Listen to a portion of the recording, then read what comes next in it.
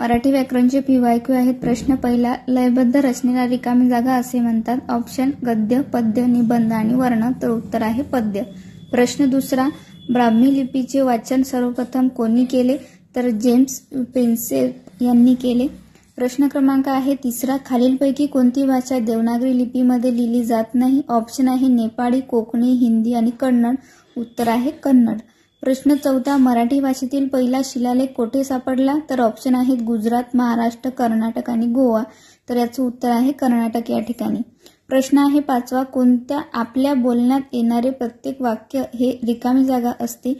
Option आहे शब्द, सर्वनाम, क्रियापद आणि विधान. तर उत्तर आहे विधान. प्रश्न सहावा, वर्णमालेत एकूण कठोर वर्ण किती? ऑप्शन आहे 13, 15, 12, 34. तर उत्तर आहे 13. प्रश्न आहे सातवा, क्ष व ज्ञ या वर्णांना वर्णमालेत ज्ञान देणारे कोण? ऑप्शन आहेत दादोबा, दामले, सबनीस आणि चिपळूणकर. तर याचं उत्तर आहे सबनीस. प्रश्न आठवा, ऱ्हस्व स्वरांना उच्चार कसा असतो? तर ऱ्हस्व स्वरांचा उच्चार लहान असतो. प्रश्न नववा, ज्ञ हे व्यंजन कोणत्या व्यंजनापासून संयुक्तरित्या तयार झाले? तर द प्लस न आणि य यापासून बनले. द, न, य. प्रश्न आहे 10वा, व्यंजनास रिकाम जागा असेही म्हणतात. ऑप्शन आहेत उष्मे, परवर्ण, मृदू स्वर आणि स्वरादी. तर उत्तर आहे परवर्ण. हे आहेत मराठी व्याकरणचे PYQ क्वेश्चन जे एक्झामला आलेले आहेत.